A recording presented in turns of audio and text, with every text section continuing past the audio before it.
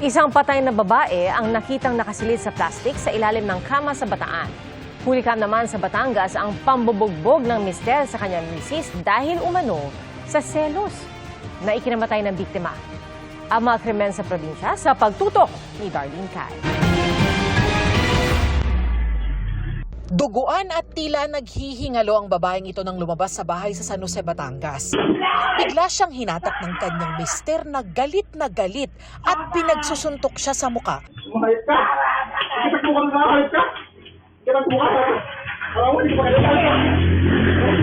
ka! Saka umalis ang lalaki na may mga dugo sa damit.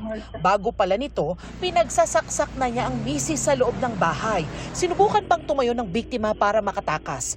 Pero hindi pa nakalayo, nalagutan na siya ng hininga.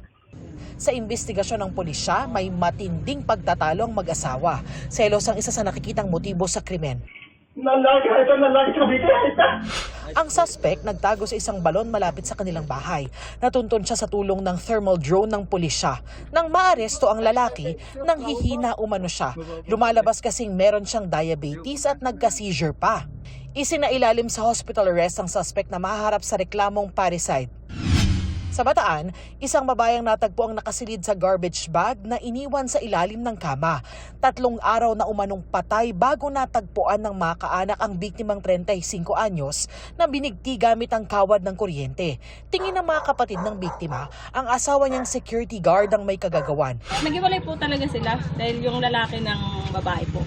Ang gusto niya mangyari, magkabalikan silang mag-asawa. Kaya ayaw na po ng kapatid ko. Ibang klase yung ginawa niya sa kapatid namin. Brutal yung ginawa niya. Patuloy na tinutugis ang suspect. Para sa GMA Integrated News, Darlene Kai, nakatutok 24 oras.